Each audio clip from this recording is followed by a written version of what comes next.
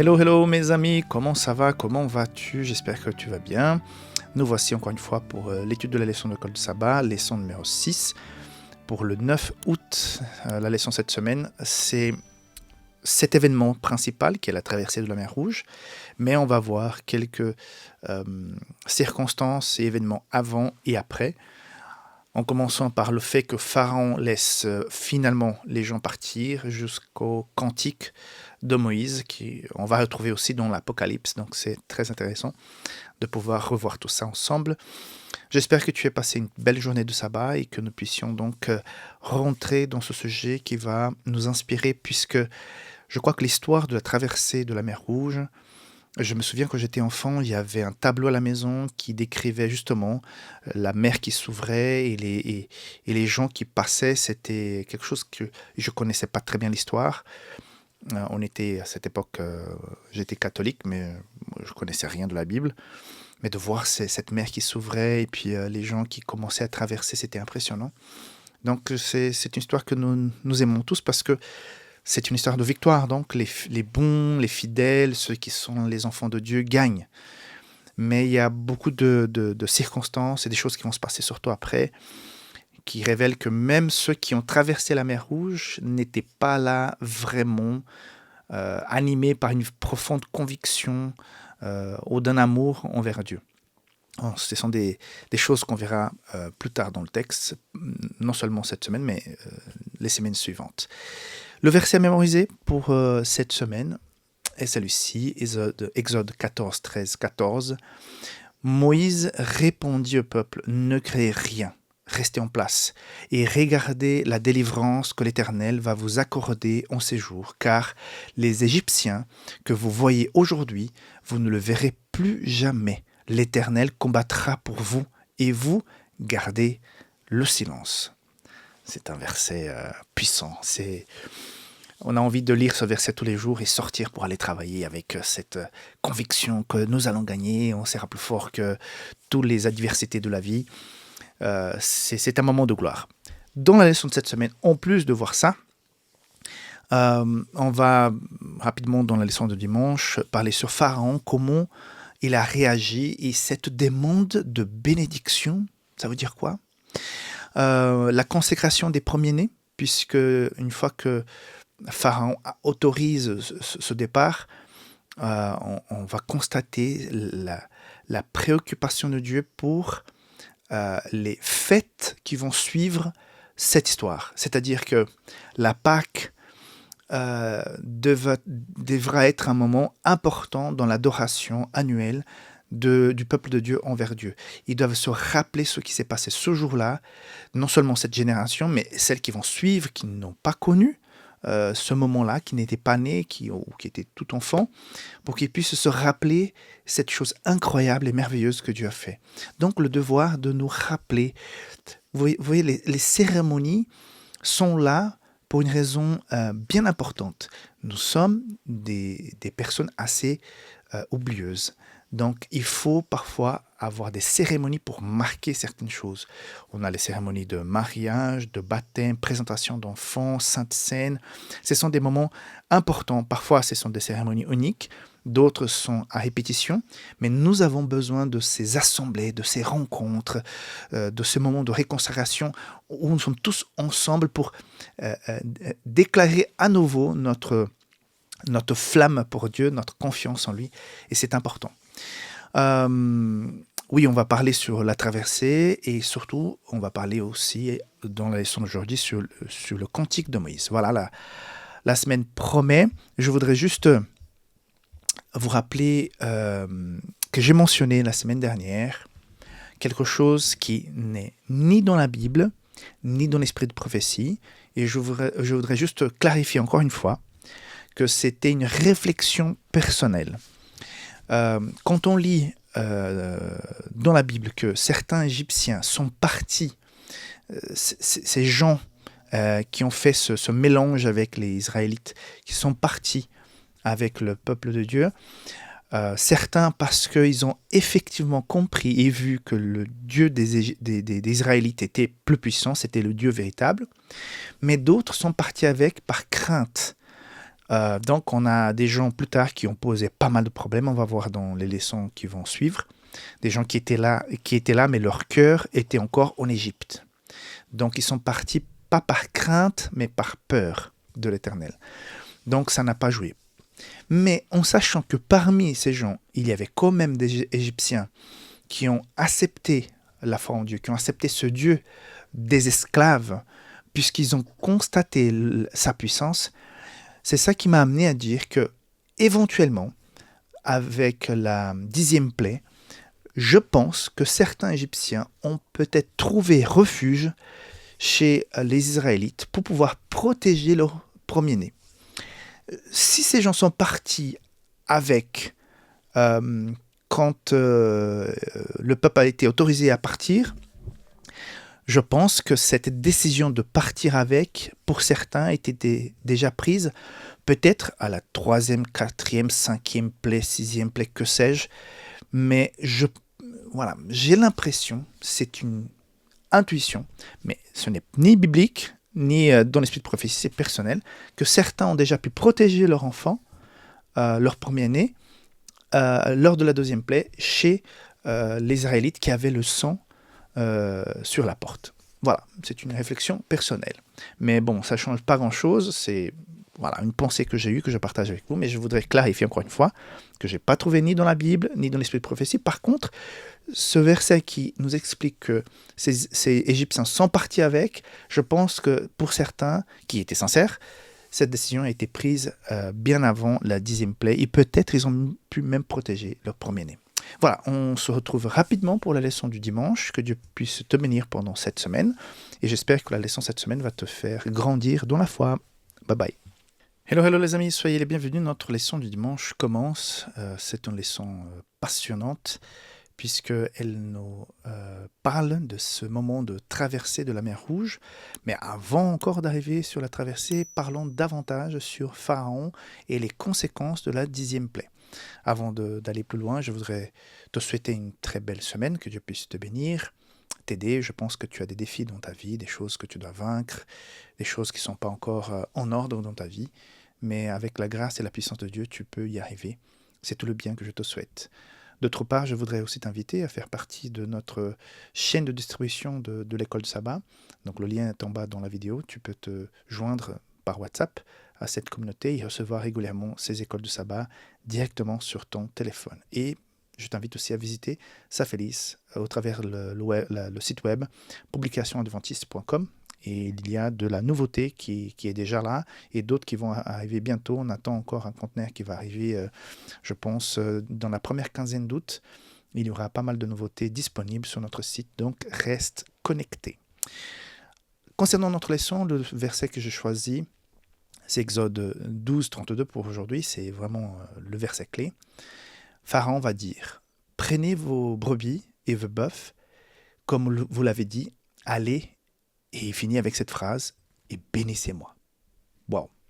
Pharaon qui demande finalement une bénédiction de la part de Dieu. Donc ça peut nous intriguer, dire, « Waouh !» Finalement, avec la 10e plaie, Pharaon a décidé de se plier et reconnaître que Dieu, le Dieu créateur de toutes choses, est le véritable Dieu. Mais finalement, pas du tout. Pourquoi pas du tout? D'abord, on connaît la suite de l'histoire, il va se repentir, il va persécuter, finalement il va payer de sa vie. On verra ça là dans la leçon de demain. Mais même les déclarations, aussi importantes soient-elles, ou de la bouche de quelqu'un de très important, restent une déclaration. Ces déclarations doivent être suivies par des faits. Je fais un parallèle entre Pilate et Pharaon. Pharaon a été vaincu par la puissance de la manifestation divine au travers des plaies.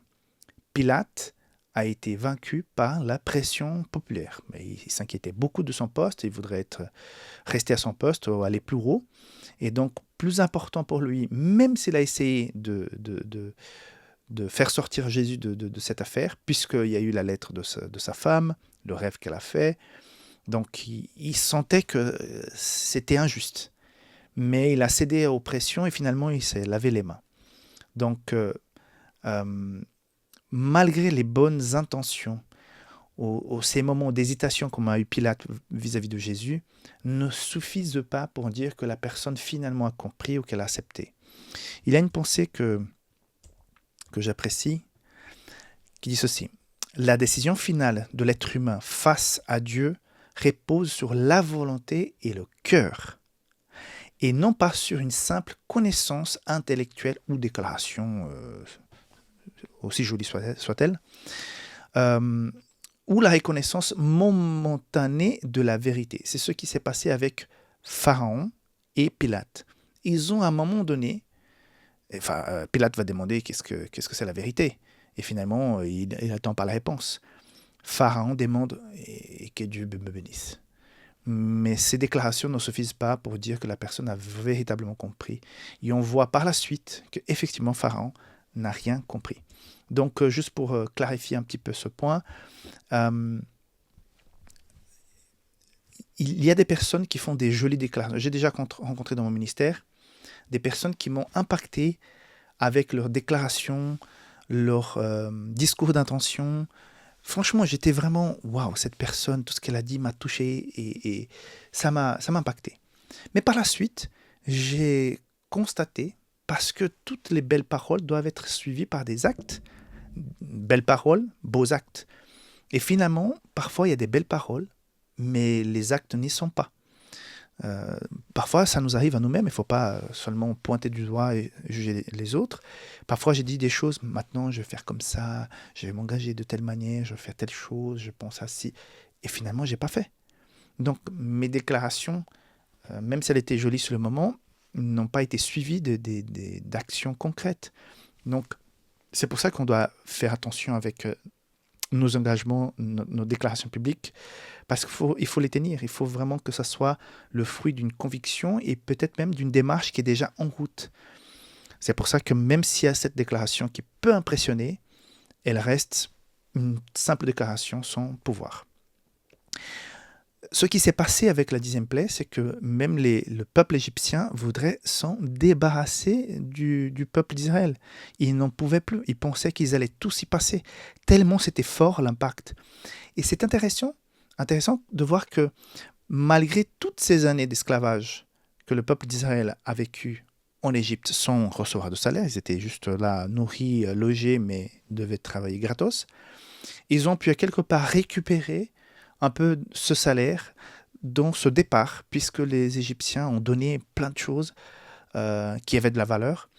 Et en même temps, ces objets ont pas mal aidé plus tard, puisque finalement le voyage allait être beaucoup plus long que prévu. Et ces objets, j'imagine moi, qui ont servi pour faire du négoce, pour pouvoir trader et acheter des choses qui leur manquaient chez d'autres peuples. Des gens avec qui ils ne se sont pas battus, mais qu'ils ont pu quand même faire commerce. Donc voilà, c'est comme Dieu prépare bien les choses au point de faire en sorte que même les Égyptiens, ils faisaient ça pour que les Israélites se pressent à partir. Ils se sont dit, bon, encore une nuit, encore une semaine, et ça sera le 2e enfant, le 3e, et après les parents, et tout le monde va y passer. Tellement c'était impactant ce qui s'est passé avec la 10e plaie, avec la mort des nouveau-nés. Et une pensée d'Ellen White. La mort du premier-né de Pharaon et de tous les autres premiers-nés du pays fut le dernier et le plus terrible des fléaux. La fierté d'Égypte fut brisée, la nation entière se leva dans la terreur et la stupeur, et ils poussèrent les enfants d'Israël hors de leur pays en les couvrant des cadeaux. Donc voilà, c'est un résumé de ce que je disais tout à l'heure. C'était tellement impactant ce qui s'est passé qu'ils ont dit, peu importe nos biens, peu importe l'heure qu'on a, il faut seulement qu'ils partent d'ici. Donc c'était un changement dans la société vraiment frappant.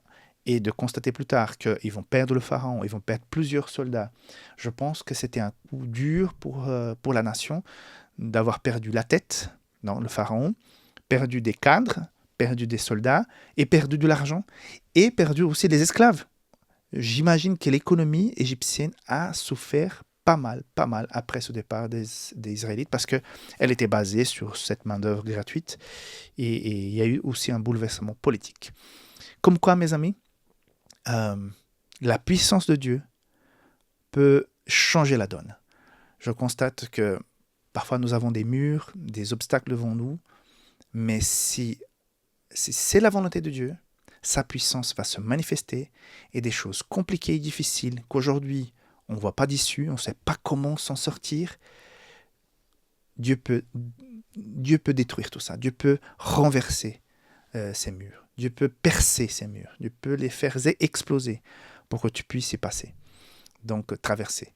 Voilà, Dieu nous donne cette confiance que ce Dieu qui a fait tellement de choses merveilleuses, incroyables pour les Israélites, qui est toujours le Dieu de la création, le même Dieu est là, qui puisse être aussi ton Dieu et mon Dieu, et que de façon pratique, nous puissions lui faire confiance. Que Dieu te garde, on se voit demain pour la suite de cette leçon, qui est vraiment une leçon assez intéressante et puissante dans ses enseignements. Bye bye.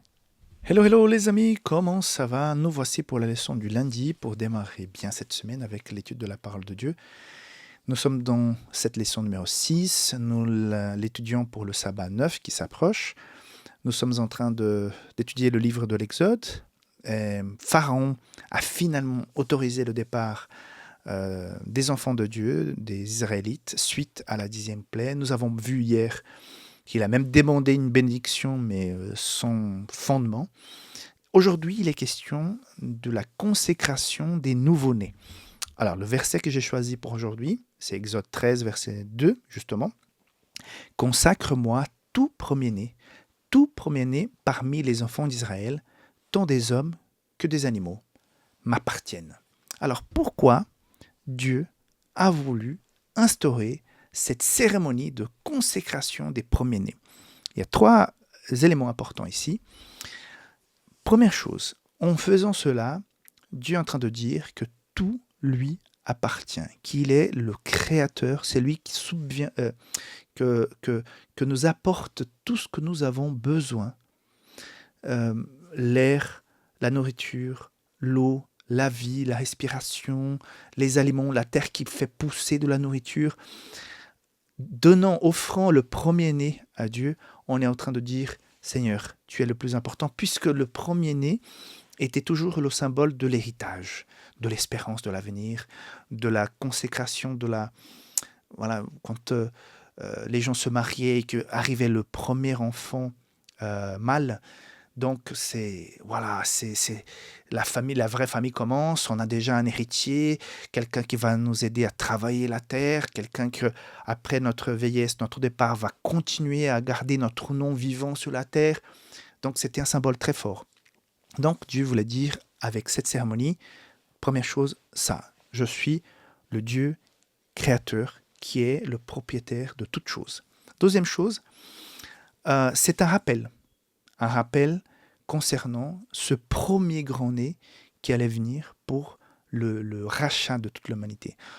Les Israélites devaient racheter leur premier-né. Donc attention, quand je parle d'offrir de cette cérémonie de consécration des premiers-nés, c'est pas qu'on les sacrifiait, les enfants d'Israël n'ont jamais été invités à sacrifier leurs enfants. L'histoire d'Abraham le dit très clairement.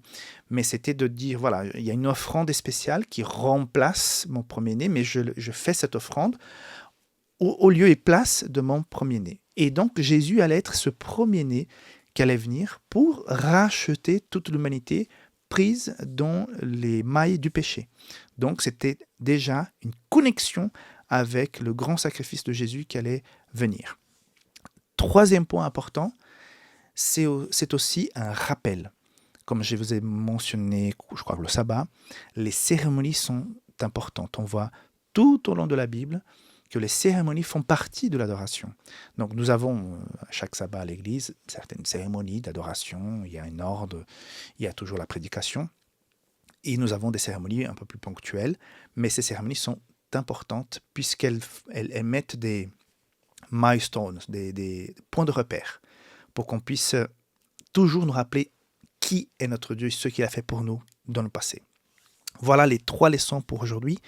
Que Dieu te garde, on se voit rapidement pour la leçon du mardi. Bye bye. Hello, hello les amis, soyez les bienvenus. Nous sommes ici pour la leçon du mardi, la traversée de la mer Rouge. C'est la leçon qui est au cœur de la leçon de cette semaine. D'ailleurs, le verset qu'on va rappeler aujourd'hui, c'est le verset à mémoriser. Exode 14, 13 et 14. Moïse répondit au peuple, ne craignez rien, restez en place et regardez la délivrance que l'Éternel va vous accorder en ce jour, car les Égyptiens que vous voyez aujourd'hui, vous ne les reverrez plus jamais. L'Éternel combattra pour vous et vous, tenez-vous tranquille. J'ose imaginer la joie de ces gens. Ils ont vu le pharaon finalement céder. Ils peuvent partir. En plus, ils sont remplis de cadeaux. Ils partent avec un butin incroyable suite à des années, des siècles, 400 ans d'esclavage. Donc, tout à coup, il y a cette communication de Moïse avec Dieu. On a la colonne de feu, la colonne de nuée qui protège aussi. Donc, la manifestation de Dieu est là. C'est tellement... Il vibre, quoi. C'est tellement puissant tout ce qu'ils sont en train de voir. Mais tout à coup, il y a le verset 11, puisqu'ils voient de loin un pharaon dont on a constaté, on a commenté hier que cette demande de bénédiction était juste des paroles sans importance, puisque rapidement, cette crainte de Dieu n'est pas en lui. Il va appeler ses soldats pour pouvoir donc rattraper le peuple. Et quand il voit que Pharaon est en train d'arriver, je peux imaginer le bruit que ça faisait, toutes ces chars qui roulaient à vive allure contre le peuple. Et comme on sait, avec le récit biblique, qu'ils étaient un petit peu dans un cul-de-sac, puisqu'il y avait les collines d'un côté et de l'autre, et puis la mer qui était devant.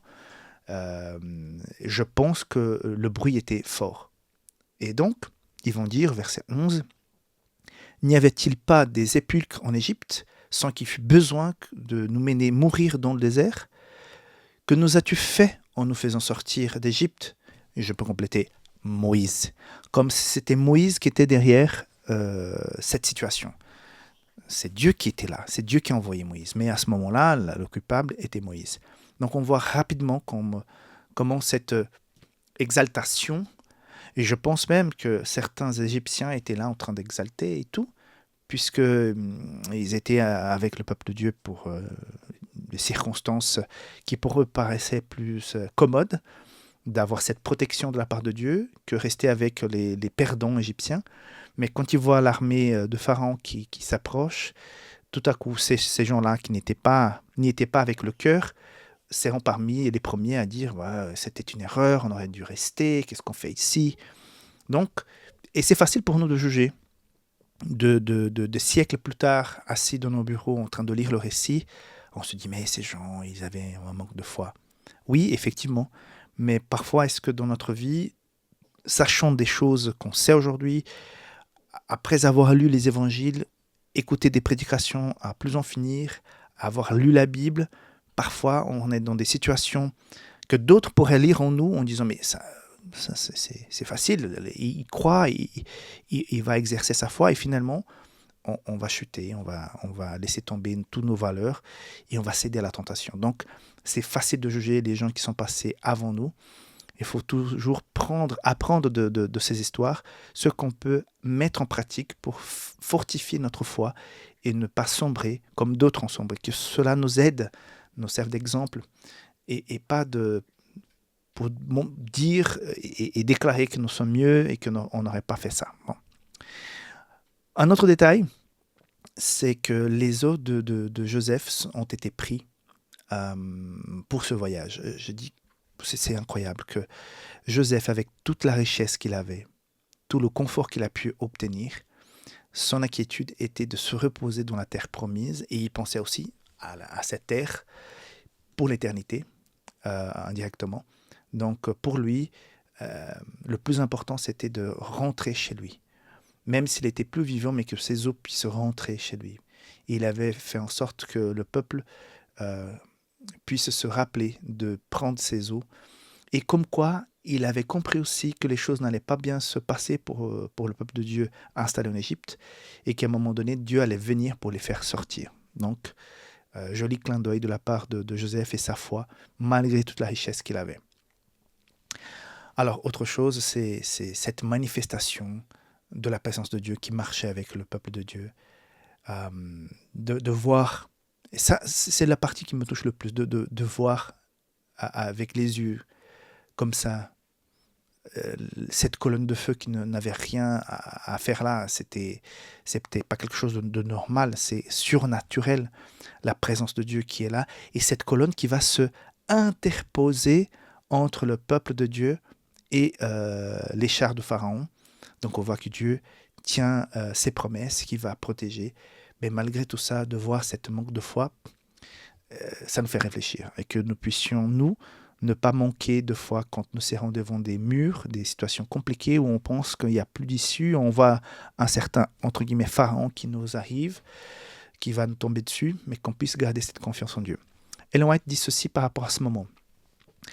Et Patriarche et Prophète 257. Les Égyptiens, avec leurs chars et leur cavalerie, poursuivaient les Israélites. Le peuple était effrayé.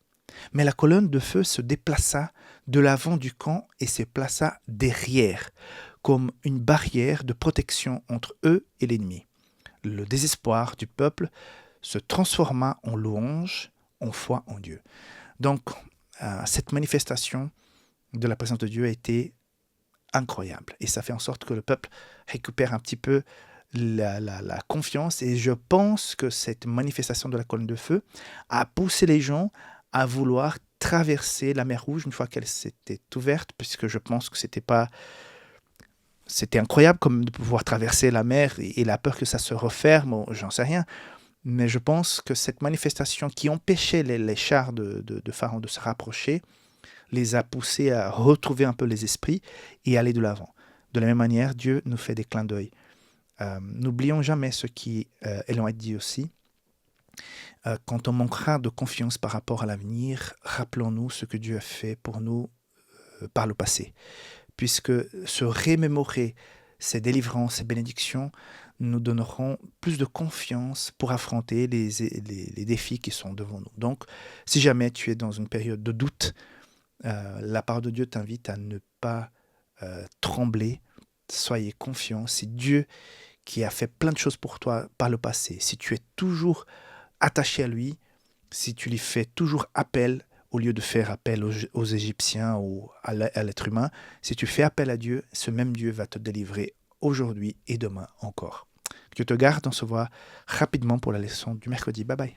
Hello les amis, bienvenue à notre leçon du mercredi, leçon de l'école de sabbat qui parle de ce moment si puissant, de la traversée de facto de la mer Rouge.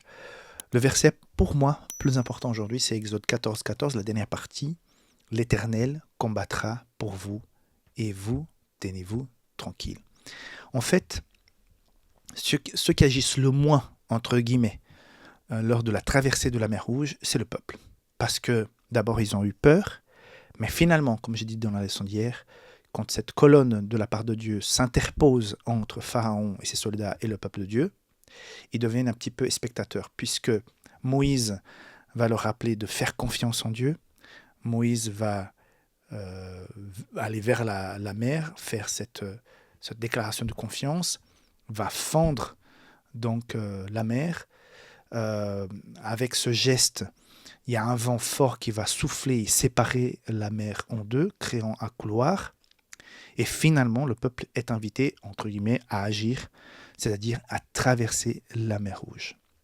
Donc, on voit ici un Dieu très organisé. La leçon d'aujourd'hui nous explique que tout a été fait par étapes. Je pense que les gens sur le coup, ils n'ont pas trop vu ces étapes, mais ils ont constaté que Dieu avait les choses en main. Donc, ils n'ont rien fait d'eux-mêmes pour pouvoir s'en sortir. Cette délivrance devient totalement liée à la grâce et la puissance de Dieu pour défendre son peuple. On constate à quel point Dieu s'implique pour nous sortir des pétrins. Parfois, on rentre dans des pétrins parce qu'on a choisi. Parfois, c'est tout à fait par hasard. Il y a des choses qui nous tombent dessus. On est dans un monde de péché. Tu n'as rien demandé. Tu étais au mauvais endroit, au mauvais moment.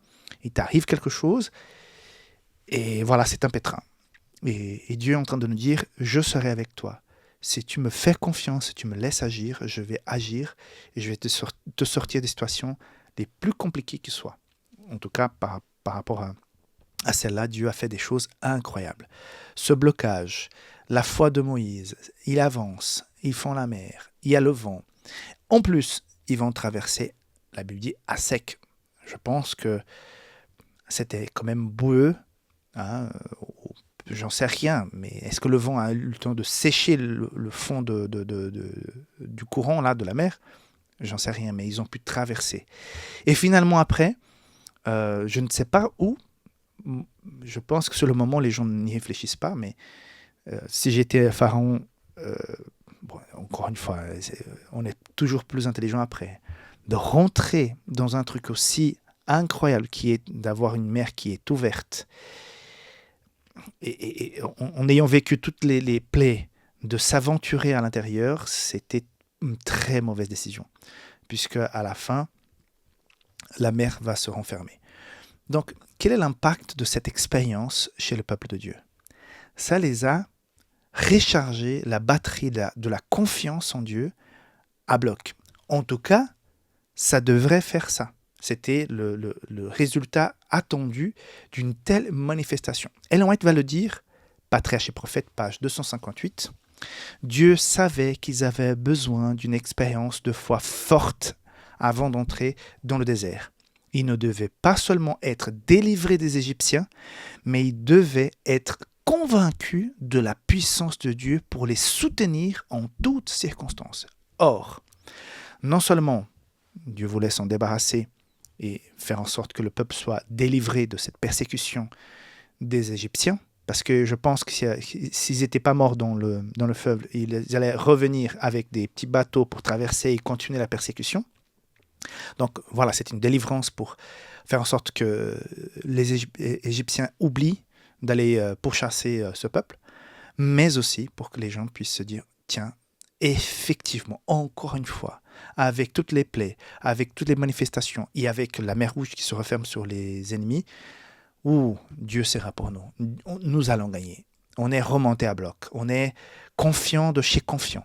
C'est ça que Dieu voulait pour son peuple, parce qu'ils auraient besoin. Parce qu'après 400 ans mélangés avec tous ces dieux égyptiens, pour chaque chose avait un dieu différent. Leur foi dans le Dieu de la création était rouillée, on va dire. Elle était là, renouvelée un petit peu, mais il y avait beaucoup de saleté à enlever. Il fallait même passer un karcher pour que la foi véritable dans ce Dieu créateur puisse se développer. Et cette histoire, cette fin des Égyptiens font en sorte qu'ils puissent faire beaucoup plus confiance. Les Égyptiens, Pharaon, ont eu à maintes reprises la possibilité de se repentir. Il a même fait une déclaration qui semblait être un début de repentance, mais il n'a pas tenu. Donc, comme quoi, l'amour et la justice de Dieu marchent de pair. On a là des gens qui ont cru et des gens qui n'ont pas cru.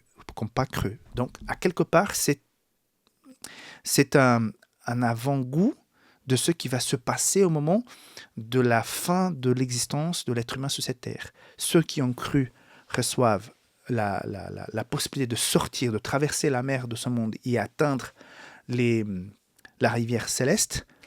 Par contre, ceux qui n'ont pas cru vont tout simplement recevoir les conséquences de leur choix. Et à un moment donné, il y a la destruction qui s'abat pour que l'histoire puisse être finie, l'histoire de ce monde, et un nouveau monde puisse commencer. On ne va pas reprendre du vieux infecté du péché pour refaire du neuf. Non, Dieu ne va pas faire ça. Donc c'est très intéressant de voir que, à quelque part, on voit là aussi le résultat du jugement de Dieu qui sera qui sera appliqué à la fin de cette expérience ici sur Terre. Donc Dieu puisse t'inspirer, que tu puisses être remonté à bloc, de voir comment Dieu s'est manifesté par le passé dans ta vie, dans la vie du peuple de Dieu, qu'on lit dans la parole de Dieu, et ça puisse t'inspirer à aller faire confiance dans les défis qui sont devant chacun d'entre nous. Que Dieu te garde, on se voit demain pour la leçon du jeudi. Bye bye. Hello les amis, comment ça va? Nous voici pour la leçon de l'école de sabbat de ce jeudi. Nous nous approchons de la fin de la semaine. Il est question de chant de Moïse et de Marie. Donc un chant très intéressant puisqu'il est la célébration de la reconnaissance de la puissance de Dieu dans la vie de celui ou celle qui croit en lui. Donc un cantique extrêmement puissant puisqu'il va être chanté à ce moment-là, mais il est aussi dit qu'il va être rechanté par les sauver. Il est question donc de ce chant dans Exode 15, mais aussi dans Apocalypse 15. Le verset que je voudrais relever aujourd'hui, c'est le verset 2 du Cantique de Moïse, qui dit ceci, Exode 15. « L'Éternel est ma force et le sujet de mes louanges. C'est lui qui m'a sauvé. Il est mon Dieu. Je le célébrerai. Il est le Dieu de mon Père. Je l'exalterai. » Ce verset résume pour moi l'essence de ce cantique. Dieu est au centre de tout. Tout ce qu'ils ont vécu, cette sortie d'Égypte, tu passes d'esclave à héritier. Tu passes de pauvre à riche. Tu passes d'incroyant à croyant. Tu passes de l'esclavage à la liberté. Tout vient de la part de Dieu. Qu'a fait ces gens pour obtenir cette libération si puissante?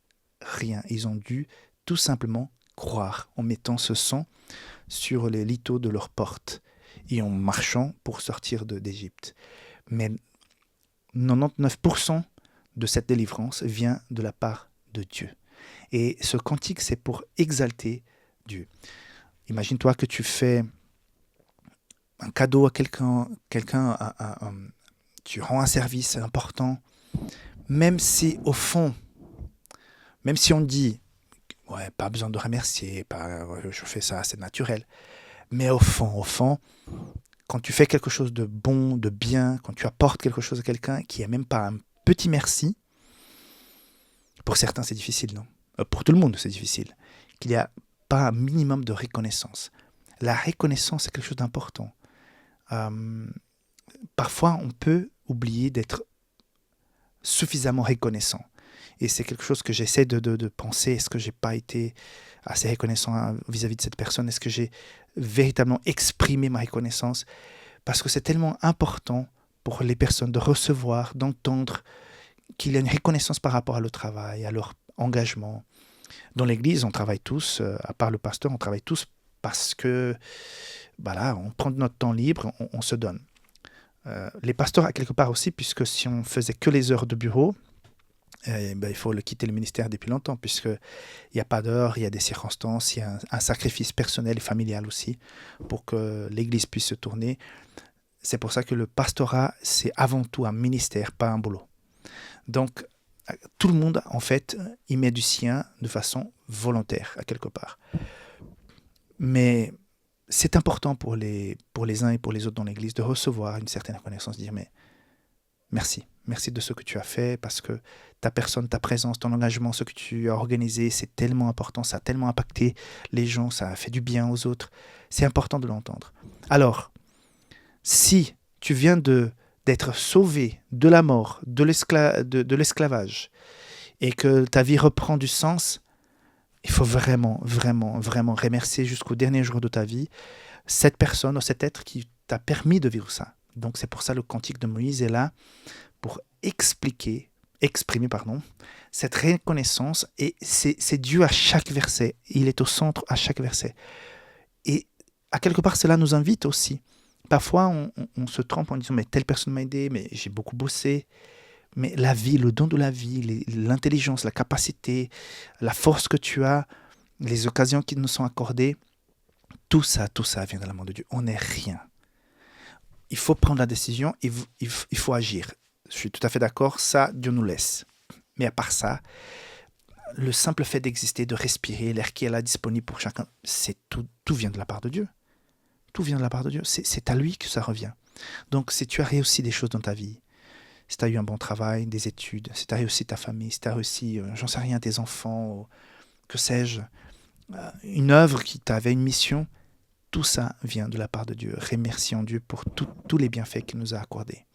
Donc aujourd'hui, cette leçon, c'est pour nous rappeler que nous devons être reconnaissants. Est-ce que sommes-nous reconnaissants à Dieu pour tous les bienfaits qu'il nous fait? Ellen White le dit ceci, page 260, Patriarches et prophètes. Les rachetés célèbrent le cantique de Moïse et de l'agneau. Ce cantique est une louange à la grande puissance de Dieu, à sa majesté et à sa justice, manifestée dans son gouvernement et dans sa délivrance de son peuple. Ceux qui chanteront ce cantique seront ceux qui ont surmonté la bête et son image et qui ont résisté à sa marque. Donc, cette connexion qu'elle fait avec cette délivrance qui est encore devant nous, on n'est pas encore 100% délivré du péché, du mal, du diable et ses anges ici-bas sur cette terre. Ces anges, en fait, ce sont des démons. Donc, un jour, nous allons rechanter ce chant pour la délivrance vis-à-vis du péché, de Satan et de cette terre qui est remplie d'injustice. Et nous allons encore une fois louer le Seigneur, dire, Seigneur, nous étions esclaves, certes, nous te connaissions, nous avions une vie plus ou moins réglo parce que nous avions toi, mais c'était quand même une vie de souffrance. Merci pour cette libération. Maintenant, on peut commencer la véritable vie.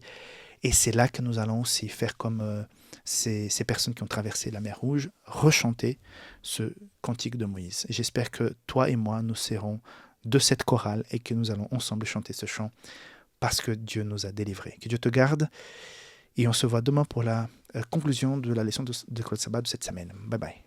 Hello les amis, comment ça va? J'espère que tu vas bien. Nous arrivons à la fin de la semaine. Je pense que la plupart est content de pouvoir travailler encore une journée pour après rentrer dans le repos du sabbat et partager de beaux moments avec la famille et l'église ce soir au coucher du soleil et demain dans l'adoration. J'espère que la semaine a été bien et que les choses se sont passées correctement. Je voudrais aussi t'inviter à visiter publicationadventiste.com pour connaître les nouveautés chez Safelis et de s'abonner à cette chaîne.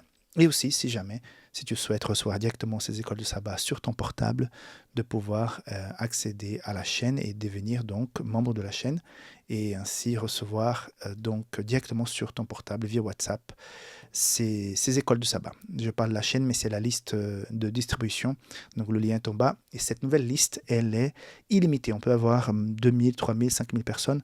Nous ne sommes plus limités comme nous étions avant avec la communauté qui n'admettait pas plus que 1000 personnes, je crois, 1000 et quelques. Donc, nous voici avec l'illimité. Voilà, passons à la leçon d'aujourd'hui. Le verset que je choisis, c'est Exode 15, 13, toujours dans le cantique de Moïse. Il est dit ceci: par ta miséricorde, tu as conduit, tu as délivré ce peuple. Par ta puissance, tu le diriges vers la sainte demeure. Une chose importante, cette délivrance du peuple de Dieu lors de la traversée de la mer Rouge, c'est quelque part aussi une garantie que ce Dieu serait avec eux dans la suite de cette conquête. Parce que il est certes, il n'y a pas eu une manifestation aussi puissante à part quand les 10 commandements ont été donnés à Moïse sur le Sinaï. Mais dans les premiers temps dans le désert, cette manifestation avait comme objectif leur donner cette confiance face aux défis mineurs qui allaient arriver. Parce que rappelons-nous, ils étaient encore pas mal contaminés par l'Égypte. Ils étaient physiquement sortis d'Égypte, mais l'Égypte était encore dans leur cœur. Et certains dieux aussi. Et donc, face à des défis qu'on va voir à la suite de cette leçon, à certains défis qui étaient mineurs qu'un pharaon avec l'armée qui vient derrière pour buter tout le monde, malgré qu'il y ait eu des défis mineurs, ils ont pas mal hésité à faire confiance à Dieu. Donc, mais quand même, il fallait ce buste de confiance pour qu'ils puissent affronter d'une façon différente, et ça a aidé certains. D'autre part, ce cantique de Moïse qui est chanté après, ce n'est pas seulement pour célébrer la délivrance de la traversée de la mer Rouge, mais c'est aussi pour nous rappeler, pour nous inviter à faire partie de ce chant lors de l'arrivée de délivrance de ce monde. Donc il y a ce pharaon qui est Satan et ses démons qui sont derrière nous.